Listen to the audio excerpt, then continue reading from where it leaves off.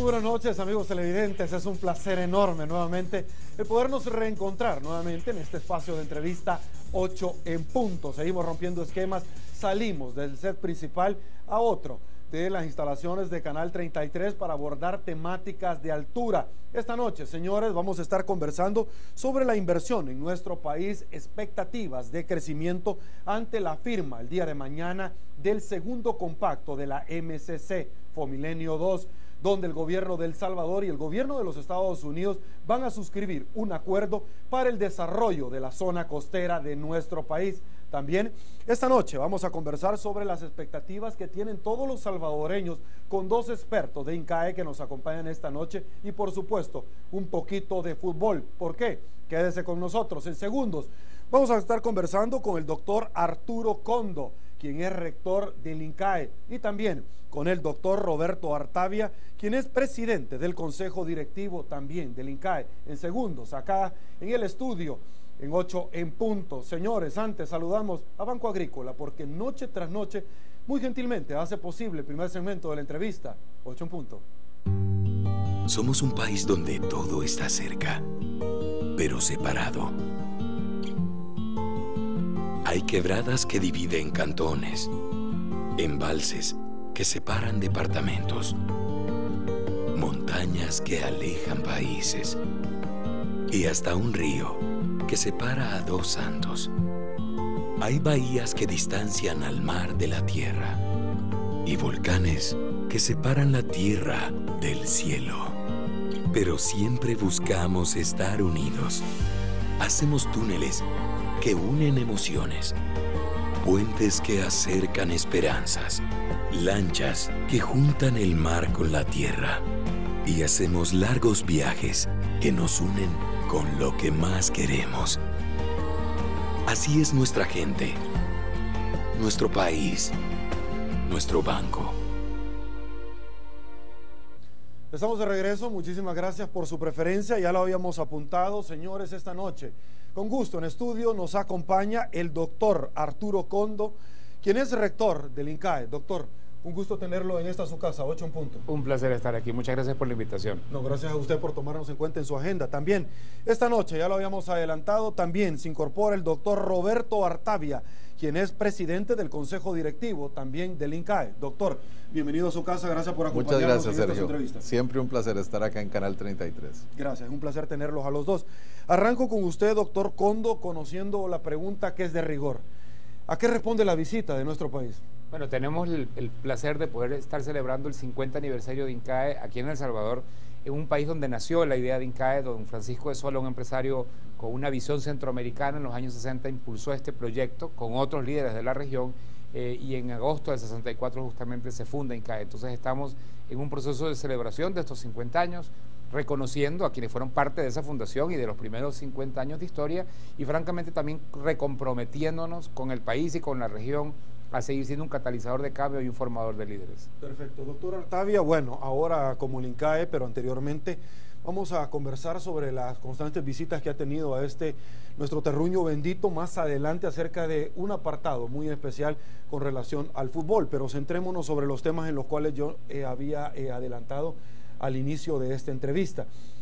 Un evento muy particular del INCAE en un hotel capitalino donde ciertamente dieron una ponencia muy importante. ¿Sobre qué puntos prácticamente se destinó esta ponencia a todas las personas que concurrieron? Hablamos de 4 temas muy directamente. Bueno, en primer lugar voy a decirte 5 temas. El primero mencionaba el doctor Condo, que era agradecer a la comunidad empresarial salvadoreña, agradecer a El Salvador en general por el papel que han tenido en crear el INCAE y en hacernos crecer a través de estos 50 años.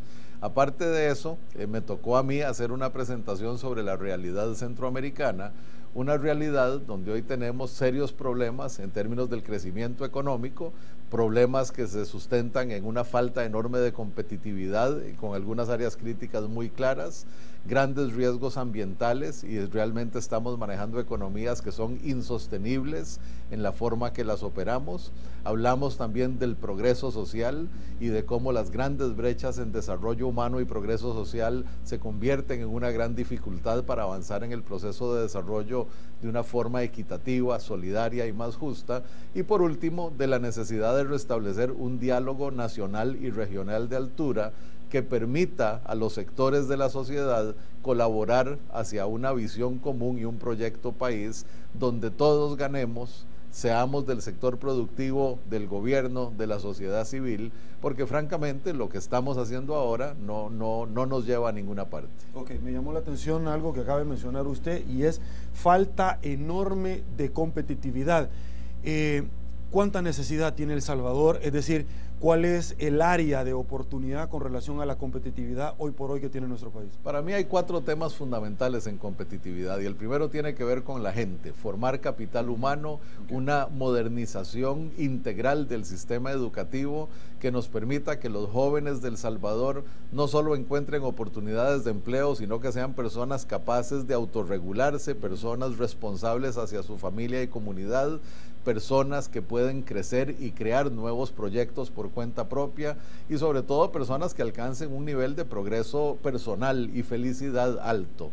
Eso hoy no se está logrando ni con el sistema educativo ni con la plataforma que les ofrecemos. Segundo lugar, el tema de energía. La energía es el insumo más importante de todos los procesos de producción y servicio hoy por hoy, y necesitamos una modernización agresiva de la matriz energética de Centroamérica y de El Salvador en particular. Necesitamos hacer mucho más competitiva toda nuestra infraestructura logística en particular, pero en general la infraestructura de puertos, aeropuertos, carreteras, telecomunicaciones, acceso a información. Y en cuarto lugar, asegurar un ambiente macroeconómico estable, donde los empresarios puedan proyectar sus inversiones, proyectar su futuro, sin necesidad de estar esperando grandes vaivenes y grandes cambios en lo que muchas veces debiera ser estable, particularmente en una nación que está dolarizada y que por lo tanto tiene menos instrumentos de cambio en la política macroeconómica. Perfecto. Doctor Condo, no me quiero salir del tema de la competitividad.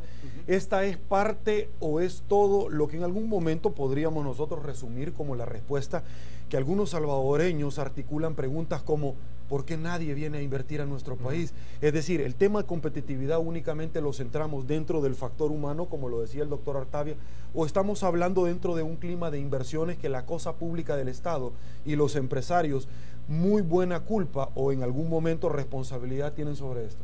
Bueno, hay 2 temas de seguridad en el fondo que está claramente impidiendo una mayor inversión, tanto extranjera como local, francamente, porque capitales locales también se han ido expandiendo en otras áreas de Centroamérica, incluso de Sudamérica.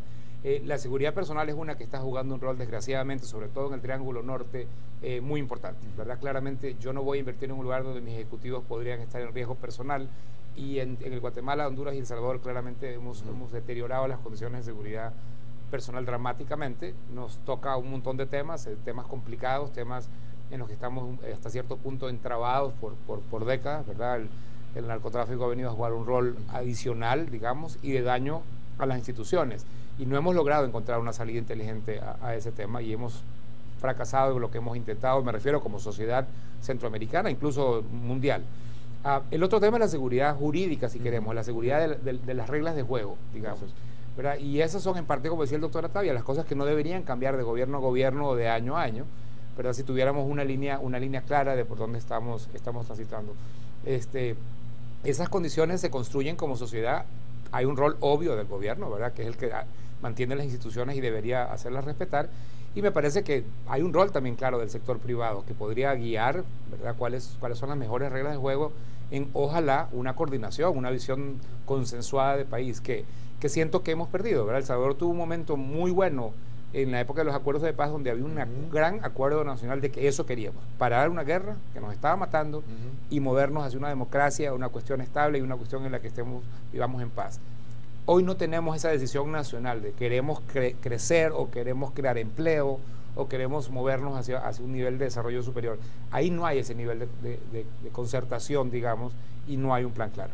Según la CEPAL o FUSADES, que son mis dos referentes hoy por hoy en este tema del desarrollo sostenible que El Salvador podría tener en términos de crecimiento, el año pasado creció 0.8 en una dramática comparación y abismal con otros países, nuestros homólogos de Centroamérica. ¿Por qué hago esta pequeña introducción? Doctor Condo, en algún momento se establece que precisamente después de los acuerdos de paz, de los cuales usted mencionaba, y que usted mencionaba, doctor Artavia, restablecer un diálogo nacional verdadero. ¿Por qué crecimos en aquel entonces en una forma tan pujante después de los acuerdos de paz? ¿Por qué creamos muchísimas expectativas, no solamente internas, sino que también de pronto con la empresa internacional que vino a invertir en nuestro país y que tuvimos por ahí un crecimiento sostenible de alrededor de 4.7, que es fluctuante, depende quién articulara algún tipo de reporte? ¿Por qué El Salvador hoy por hoy no podemos salir, si lo queremos decir en el calor popular, del hoyo en que nos hemos metido? Yo creo que han habido dos puntos o dos elementos históricos que jugaron un rol ahí. El primero es que la primera ola de reformas, si usted quiere, que El Salvador implementó posterior a la firma de los acuerdos de paz, era como poner la casa en orden, ¿verdad? Un arreglo del marco institucional, un arreglo del marco macroeconómico, se produjo la dolarización. Todo eso permitió que se facilitara la inversión sin duda. Y entonces hubo una primera ola de inversión que además estaba rezagada en los últimos años de la guerra, y entonces creó un crecimiento que duró pues finales de los 90 y algo de la década pasada. Pero el primer elemento es que se quedó allí, digamos, y no hubo tal vez todas las reformas más microeconómicas que tienen que ver con la educación de la mano de obra, que tienen que ver con la infraestructura, que tienen que ver con la conectividad. Ahora es un mercado chiquitito, pero como parte de una Centroamérica más integrada podría ser más interesante. De hecho, las empresas salvadoreñas son de las más regionalizadas de Centroamérica, pero son las empresas grandes. La empresa mediana le cuesta un mundo exportar a Costa Rica, exportar a Guatemala, hay trabas, toma horas, toma días llegar a Panamá, digamos. Entonces, esa segunda ola de reformas más microeconómicas no se dio, y no se dio con un norte claro. Y la otra cosa que pasó es que se creó efectivamente una expectativa, y los salvadoreños esperaban estar cada vez mejor. Cuando esa expectativa no se satisfizo, claramente ha habido una sensación, desde la década pasada, una sensación de frustración en la población. Y eso ha traído consigo, me parece, esta confrontación más política que vemos hoy, ¿verdad? En donde no hay un acuerdo claro, en donde en vez de discutir tal vez una meta de crecimiento, de empleo, hay una discusión más ideológica a ratos, ¿verdad? Sobre cuál debería ser el rol del sector privado, del gobierno, de diferentes temas, pues que se convierten en ideológicos, no pragmáticos. Perfecto, señores, este primer segmento nos sirve como punto de partida para lo que ha de venir. Vamos a hacer una primera pausa en 8 en punto. Quédese con nosotros, que tenemos esta noche mucho más que compartir con todos ustedes. Volvemos.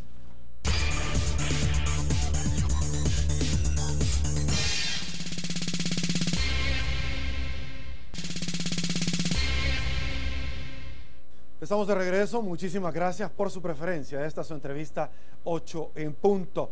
Debemos de agradecer que este segundo segmento de la entrevista es gracias a la red de cooperativas Fedecases. Este segmento es patrocinado de la entrevista 8 en punto. Y bueno, seguimos conversando acá en este estudio, señores, en 8 en punto.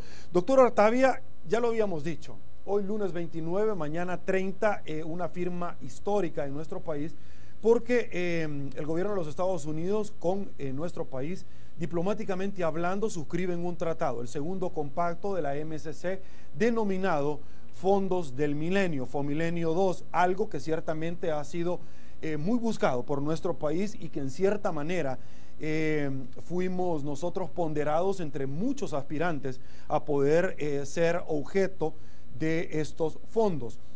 Fondos que van a venir a desarrollar la zona costera de nuestro país, y algo que se esperaba muchísimo es que paralelamente se diera la iniciativa de poder sacar de una vez por todas adelante el tema del puerto de la Unión, el puerto de Cutuca. ¿Qué tan importante es esto para nuestros salvadoreños? Bueno, Voy a contestar de una forma curiosa. Voy a decir que depende de lo que se logre con ello. Y quiero ser muy claro. Claro que tener 270 millones de dólares más la contraparte del gobierno va a crear un fondo riquísimo. Es un monto de inversión significativo para una región costera en un país chiquito como es El Salvador. Pero lo que tenemos que asegurarnos es de crear plataformas que logren aumentar la productividad estable y la inversión en la zona costera, para que no solo se generen más y mejores empleos, se generen más empresas sostenibles en el largo plazo que garanticen que va a cambiar la calidad de vida de esa gente. Por supuesto que el puerto de Cutuco es fundamental. Hace años estamos esperando que el puerto de Cutuco se active y se convierta en, voy a decir, en una parte central del sistema logístico de El Salvador.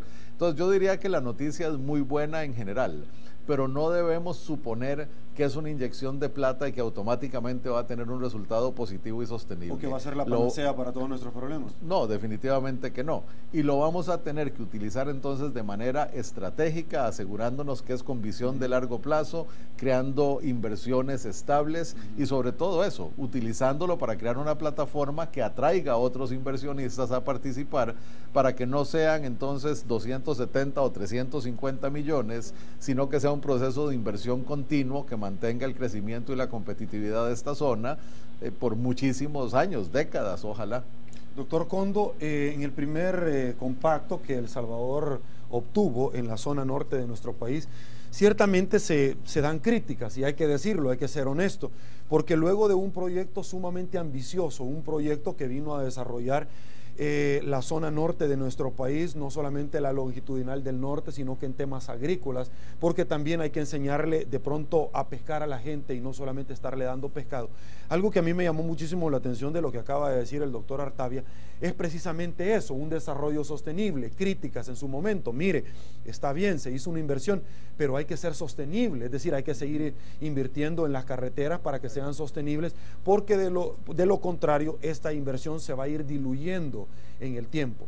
Esto no va a ser únicamente los fondos del segundo compacto, algo que va a resultar como la panacea. El gobierno de El Salvador tiene que invertir alrededor de 80 millones de dólares, los cuales van a venir como acompañamiento para esta inversión. ¿Cuán importante es esto para nuestro país en términos de un desarrollo sostenible? Bueno, es crucial, digamos, hacer inversiones duras y suaves, por llamarlo de alguna forma. La dura puede ser la carretera, la dura puede ser la infraestructura que definitivamente nos hace falta para atraer turismo, para atraer servicios o producción de todo tipo en la zona costera, en este caso. Pero también hay que invertir en la tecnología, digamos, suave, en el sentido de la capacidad de las empresas de ser competitivas, en la capacidad de las empresas de encontrar mercados. Yo puedo poner la mejor carretera o la mejor infraestructura costera, pero si no tengo conexión con los mercados, si no tengo el número de vuelos, que en el caso, por supuesto, de El Salvador sí tenemos, gracias al hub logístico que tenemos en el aeropuerto, no puedo atraer clientes, que es de lo que se trata. O si los atraigo y no tengo la mano de obra capacitada que le da el servicio que esperan, entonces tampoco voy a tener éxito, va a ser un fuego artificial, okay, ¿verdad? Entonces hay que invertir en esas suaves, digamos, y de autogestión en cierto sentido.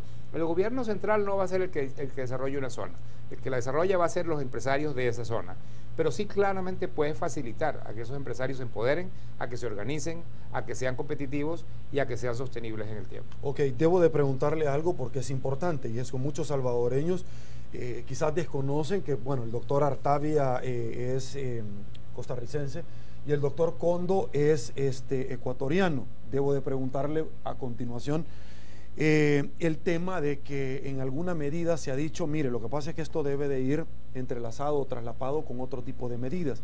El gobierno de turno, doctor, ha planteado la necesidad imperiosa de firmar no solamente un tratado Petrocaribe, sino que llevarlo a otra instancia que es la Asamblea Legislativa para su ratificación, promulgación, etcétera, para que se llegue a constituir dentro del proceso de formación de ley en precisamente eso, en un cuerpo normativo. ¿Cuán importante es esto? Porque yo he hablado con otros especialistas y me han dicho, mire, Petrocaribe es muy bueno. El tema es que creo que El Salvador ha llegado quizás un poquito tarde, no para gozar en plenitud de las mieles del placer, por decirlo de alguna otra forma, sino que en alguna medida, porque este es un proyecto que arrancó hace tiempos y que ahora El Salvador pudiera estar mucho mejor posicionado que ahorita. Por favor. Yo haría dos comentarios a eso. Yo creo que definitivamente Petrocaribe pasó sus grandes días de gloria porque Venezuela está pasando por una situación financiera muy compleja y entonces su cooperación externa claramente se va a ver afectada. Pero más allá de eso, en realidad el segundo tema es verlo en forma estratégica. Obviamente es deseable tener mejores condiciones en las cuales compramos petróleo, pero lo que deberíamos buscar es no depender tanto de ese petróleo. Entonces, en el corto plazo no es una mala idea, no es una mala idea tener mejores condiciones de acceso, pero en el mediano y largo plazo de lo que se trata es tener una matriz de energía, no solo electricidad, sino energía de transporte, por ejemplo, que sea más sostenible, que dependa menos, en el caso de El Salvador, de los recursos que no tenemos, porque no tenemos claramente combustibles fósiles. Entonces, para mí, ese es el tema grande en el cual pues, no se ha avanzado tanto como necesitamos, francamente, ¿verdad? Y a lo que deberíamos estar apuntando, no depender de los petrocaribes, sino buscar nuestra propia sostenibilidad energética. Ok, doctor Artavia, me quedo con su última expresión, oportunidad energética, y usted ya se había referido como materia prima a esto. Y es que ciertamente cuando un empresario hace una ponderación, un estudio de factibilidad, si lo queremos llamar de alguna u otra forma, ¿para qué invertir? ¿En qué país de Centroamérica escoger las mejores posibilidades y el mejor clima? Que este país seduzca empresario, de pronto vemos que el tema matriz energética resulta, entre otros, seguridad jurídica, seguridad pública, la institucionalidad de las cuales usted ya se refirió, pero el tema matriz energética. El Salvador está pasando por situaciones complicadas en este tema. Un litigio Celenel que no se quiso cumplir, pero que ahora se gana en un arbitraje, pero particularmente algo que era un proyecto insignia del gobierno del cambio, era la represa del Chaparral, que está varada y que se pagaron 128 millones de dólares por un hoyo que no nos generó la posibilidad de salir adelante en el tema de materia prima, matriz energética. Por favor. Sí, yo diría, y en esto yo coincido con el doctor Condo, que hay que pasar a un proyecto totalmente diferente, a una visión totalmente diferente del tema energía. Ojalá que pueda haber alguna energía hidroeléctrica, ojalá que pueda haber mucha cogeneración a partir de la industria azucarera, pero en realidad lo que tenemos que tener es un cambio de mentalidad mucho más profundo, similar a lo que ha ocurrido en Alemania. Alemania decidió acabar con su energía nuclear para el año 2022 y sin embargo han acelerado el estar cerrando sus terminales nucleares. En algún momento Alemania tuvo hasta 50% de energía nuclear, de abastecimiento de energía nuclear, y ahora se han pasado a sistemas completamente descentralizados de base solar, de base fotovoltaica, de base eólica, en unidades mucho más pequeñas, en cada casa, en cada comercio, en cada fábrica. Limpias y renovables. Y Alemania tiene una intensidad solar bajísima comparado con El Salvador. Entonces yo creo que aquí tenemos que cambiar la lógica completamente y debemos empezar no a pensar solo en terminar la represa, que es importante, solo en aumentar un poco la cogeneración del sector agrícola, sino hacer una redefinición completa de la matriz energética y descentralizarla completamente hacia la población. Esto implica cambios en las leyes, implica cambios en la red de distribución, tiene que ser de 2 vías para que una casa que tiene energía solar y que está desocupada durante el día pueda abastecer la red nacional, y por supuesto tiene que tener un balance, porque la energía solar, la energía eólica no son estables, siempre tienen que tener una fuente estable que va a tener que ser hidroeléctrica, geotérmica o inclusive con base en combustibles fósiles. Pero debiéramos estar pensando en que a la vuelta de 10 años el 50% de nuestra energía fuera solar. Y eso debe ser un gran proyecto de alcance nacional en el que no hay ninguna razón por la que el sector productivo, el gobierno y la sociedad en general no puedan lograr un acuerdo.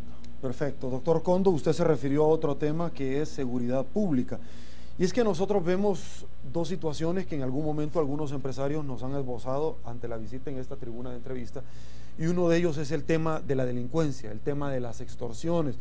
El gobierno de los Estados Unidos más de alguna vez han emitido comunicados: absténganse de visitar El Salvador. El tema de turismo altamente golpeado por algo que ciertamente ellos han ponderado, pero también el tema de las inversiones.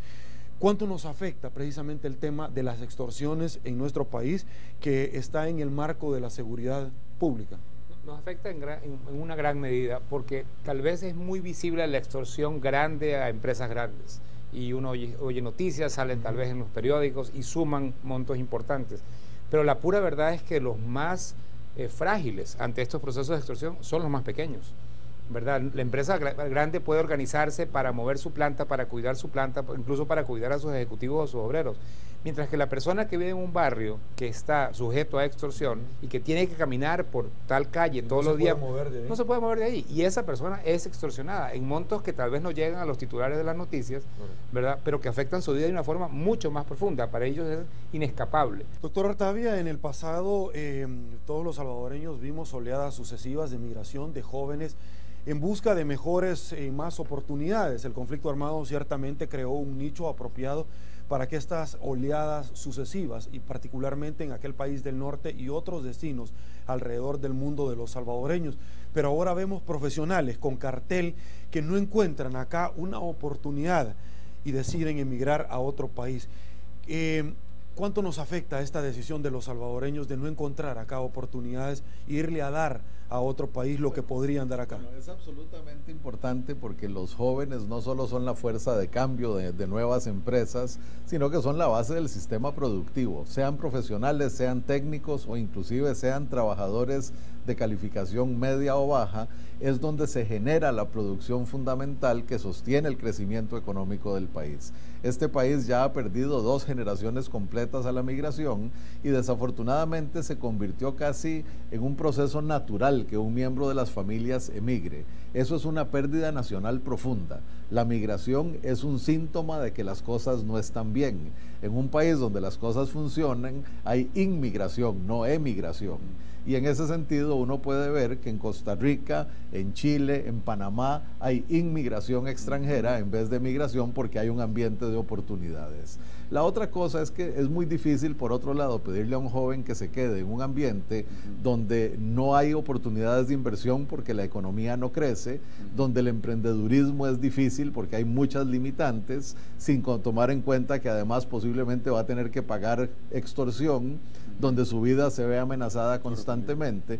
Entonces, ¿cómo pedirle a ese joven que haga el sacrificio de quedarse? Hay muchísimo que resolver en este país para realmente crear un ambiente de oportunidad para la juventud y es crítico hacerlo cuanto antes. Perfecto, bueno, nos vamos a quedar momentáneamente, señores, con eso. Aguántenos un ratito, regresamos con más luego de otra pausa comercial en 8 en punto. Volvemos.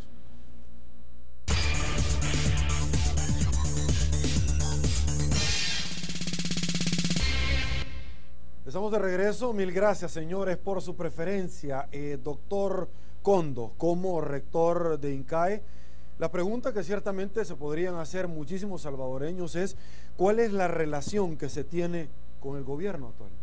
Bueno, este gobierno está empezando, ¿verdad? Hemos tenido, como en todos los cambios de gobiernos en Centroamérica, nos hemos puesto a disposición. No hemos tenido hasta ahora una interacción significativa. Hay, sin embargo, algunos puntos de contacto muy interesantes. El canciller don Hugo Martínez es parte de la iniciativa centroamericana de liderazgo que INCAE tiene con el Asper Institute, una persona de mucha confianza y, por supuesto, mucho talento profesional. Entonces, francamente, es una expectativa. Yo creo que nosotros podemos jugar un rol de apoyo a este gobierno y a todos, precisamente en diálogo, en poner y plantear ciertas metas concretas, en este caso para El Salvador. Así que estamos en un compás de espera, de expectativa, esperamos y estamos, como digo, a la orden para echar a andar conversaciones de ese tipo. Perfecto, tengo mis notas sobre un informe índice de progreso social, ¿cierto? ¿Qué podemos destacar de este informe sobre las condiciones del país y de qué nos sirve para este tipo de medición, para que en algún momento podamos echar mano? Bueno, el índice de progreso social fue arrancado en una iniciativa que de hecho dirige el doctor Artavia y que tiene varias dimensiones que buscan medir no lo económico, sino los resultados sociales de la gestión de una sociedad, tanto económica como gubernamental. Y lo que apuntan es algunas deficiencias importantes en el caso de El Salvador y en general del Triángulo Norte de Centroamérica, en áreas en las que no es un asunto solo de recursos, sino de algunas políticas específicas que podrían cambiar esos elementos. Ok. Doctor Artavia, ¿qué es lo que necesitan los jóvenes en determinado momento para que este país pueda ser transformado, para que este país salga adelante y tener un mejor futuro? En el índice de progreso social nosotros dividimos el bienestar en 3 dimensiones: la satisfacción de las necesidades esenciales, nutrición, salud básica, agua potable y saneamiento de esta, acceso a una vivienda estable y seguridad ciudadana. También hablamos de una segunda dimensión de movilidad social, donde entran todos los temas de la educación básica, entran los temas del acceso a la información y la toma de decisiones, entran los temas de la salud avanzada, ya asegurarnos que haya servicios de salud para cuando hay una enfermedad o una situación, y además que se cree un ambiente natural de sostenibilidad donde particularmente en el caso energético exista una plataforma propicia. Y por último hay una dimensión de oportunidad que habla del cumplimiento de derechos, del acceso de oportunidades, de la tolerancia y la inclusión en los procesos de decisión y de gobierno, y educación superior y técnica.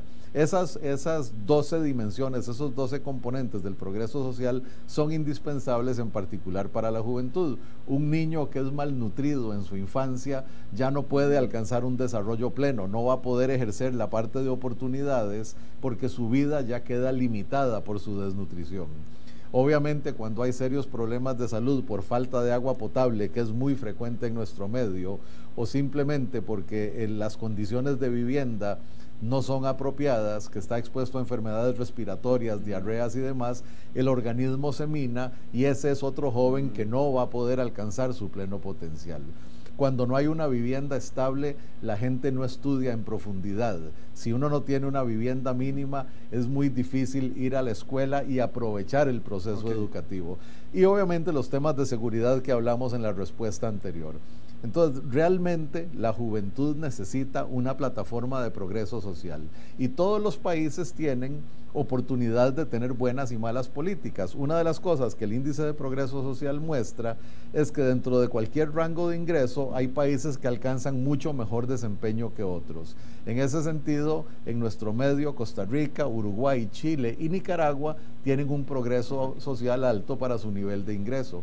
De ello se podría aprender muchísimo, copiar algunas políticas, adaptar otras para que realmente logremos transformar la sociedad. Perfecto. Doctor Condo, bueno, imposible que los dos nos acompañen acá esta noche y que yo no hable más adelantito sobre el Proyecto Azul, pero que yo no le pregunte a usted también sobre algo que es importante, y es que en alguna medida los empresarios en nuestro país, retomando el clima de inversión, en alguna medida ellos han manifestado su desencanto porque El Salvador en diferentes oportunidades ha implementado reformas fiscales. Ahora estamos en la tercera reforma fiscal y ellos manifiestan, es complicado por el amor a la patria, por amor al arte, como usted le quiera decir, seguir en este país cuando de pronto no tenemos no solamente incentivos fiscales, según a criterio de ellos, y lo reitero en esos términos, y segundo, una carga impositiva tan grande como la que hoy por hoy nosotros tenemos, que la Sala de lo Constitucional la está ponderando bajo un recurso de inconstitucionalidad, pero hoy por hoy se tiene. Por favor. Bueno, dos cosas. Yo creo que reformas fiscales y el replanteamiento de nuestros sistemas estatales y la finanza de nuestros estados es indispensable revisarlos. O sea, todos nuestros gobiernos están limitados con esos recursos para hacer las inversiones públicas. Pero las dos cosas que hay que considerar es, uno, el proceso con el cual se hace. Porque que haya necesidad de una reforma fiscal no significa que cualquier reforma fiscal o hecha de cualquier forma funcione. Entonces, el cómo se hace, con quién se conversa, quién se incluye, es importante y ahí uno puede encontrar vías de comunicación. La segunda cosa es que reforma fiscal es reforma fiscal, no es solo aumento de ingresos, es no solo tampoco ni siquiera disminución del gasto, sino el valor del gasto. Porque desde el punto de vista del inversionista, para quien todo es relativo, porque dicen que no hay nada más cobarde que $1, ¿verdad? O que $1 millón, y entonces si yo no encuentro las condiciones en El Salvador, voy a otra parte. Entonces la pregunta es, yo pago estos impuestos en El Salvador, ¿qué obtengo a cambio? ¿Qué plataforma? Nada más cobarde que el dólar, ¿por qué? Porque mira donde las condiciones no tiene son mejores. Perfecto. Y entonces el punto es, ¿qué recibo a cambio de este costo fiscal? Hay países que tienen costos fiscales mucho más altos y tienen inversión, porque en retorno a ese pago de impuestos, las empresas y la sociedad reciben una plataforma de servicios, reciben una plataforma de competitividad, reciben una plataforma de infraestructura. Entonces, ¿qué recibo a cambio? Es parte de lo que es el paquete fiscal de cualquier sociedad. Perfecto. Algo que a mí me encanta muchísimo, señores, es el fútbol. Yo quiero hablar con ustedes de esto porque muchísimos salvadoreños lo recordarán en su última visita aportando al proyecto denominado el Proyecto Azul. Y es que usted es parte de la Fundación Latinoamérica Posible, así se denomina. Nuestro fútbol, luego de los amaños y una gran cantidad de situaciones más que se dieron, prácticamente podríamos decir que estaba en la unidad de cuidados intensivos. Vemos con una gran nostalgia aquellos años de gloria y por supuesto nos encanta el papel de Costa Rica, nos sentimos nacionalistas y centroamericanos, pero también quisiéramos abrazar esos años de gloria del balompié salvadoreño. Cuénteme, ¿en qué consiste este informe que ustedes prepararon? En realidad, más que un informe, fue facilitar un proceso de planificación con salvadoreños a la cabeza. Nosotros servimos solo como facilitadores de un diálogo de altura, de un proceso de planificación. Los resultados ya los hemos presentado y voy a decir que en el fondo le va a corresponder a don Jorge Bajaya y su equipo del Proyecto Azul hacerlos públicos acá en El Salvador. Entiendo que se lo entregan a FESFUT esta semana que viene. Ahora, déjeme decirle algunos elementos que contiene que son importantes.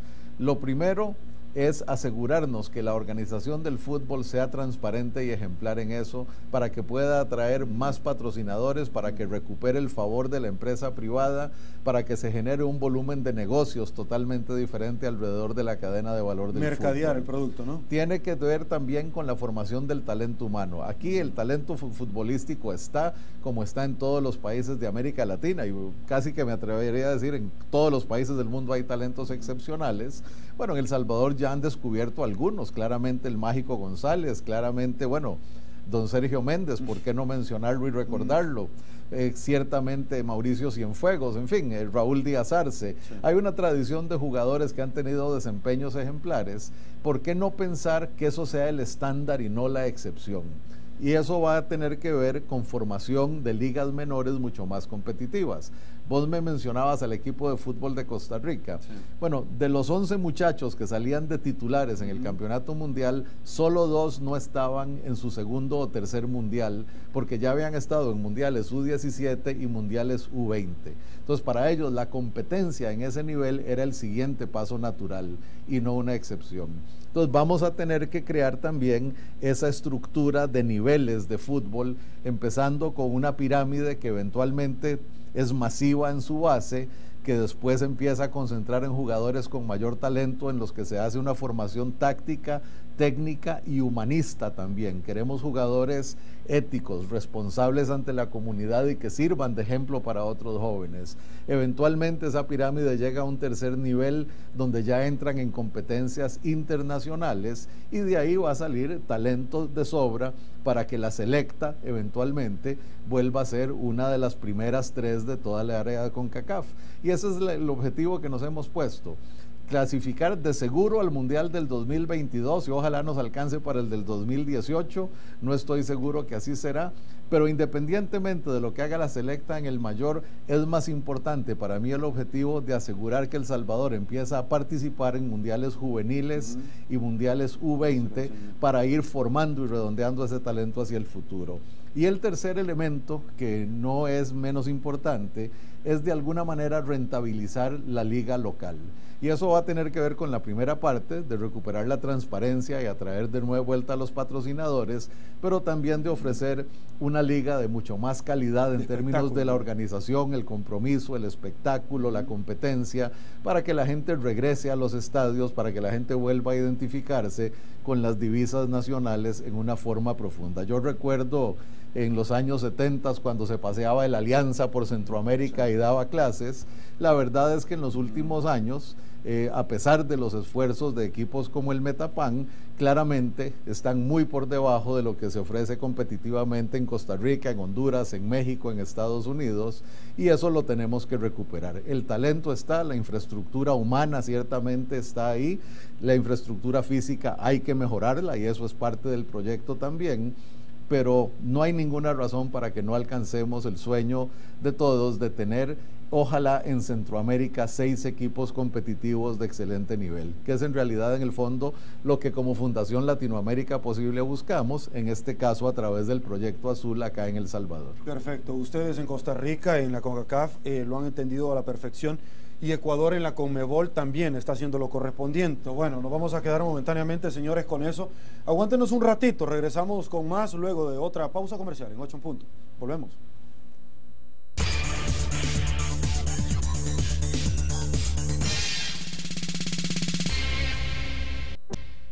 Estamos de regreso, muchísimas gracias por su preferencia, doctor Condo. La pregunta que ciertamente me encantaría, para cerrar esta entrevista, es cuáles serían los planes a futuro de la institución de la cual ustedes dos dignamente representan, INCAE, por favor. Bueno, nuestra intención es, por supuesto, seguir atrayendo jóvenes líderes que que continúen cambiando la región, que se sumen a los 14.000 que hemos formado a lo largo de 50 años. Pero hay 3 dimensiones en las que hemos hecho compromisos claros para el futuro.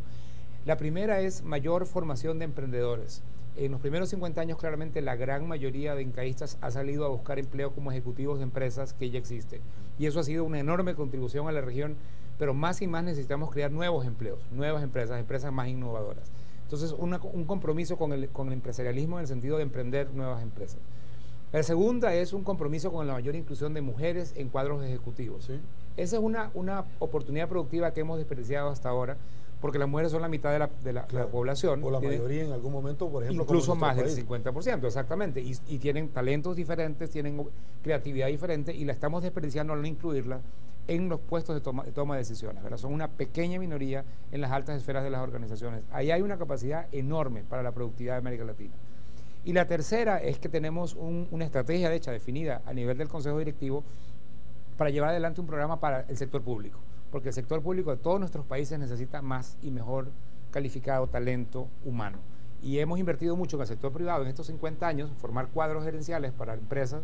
Necesitamos apoyar a formar líderes públicos para todos nuestros países. ¿Se abalanzaría usted en algún momento a decir, mire, hay que darle una apertura más a las mujeres para la toma de decisiones en cuadros jerárquicamente en el cual se pueda ponderar, o en algún momento se podría decir ir más allá, algún número, una cuota de género? Se ha hecho en Europa y es interesante porque el miedo con las cuotas es mediocridad. Yo por llenar una cuota pongo a personas menos elegibles, pero todo depende de cómo se hagan. En Europa han puesto cuotas, por ejemplo, al porcentaje de mujeres en juntas directivas, y han permitido que las empresas, si no encuentran una mujer nacional que cumpla los requisitos que la empresa quiere, pueden traerla de fuera. Y entonces traigo internacionalidad, además de diversidad de género, que es ganar. Perfecto, increíble, me ha encantado. Doctor Condo, debo de agradecerle que nos haya acompañado esta noche a su país, El Salvador, y por supuesto a esta su casa, Canal 33, 8 en punto. Muchísimas gracias, un placer estar aquí. Gracias, el placer ha sido mío.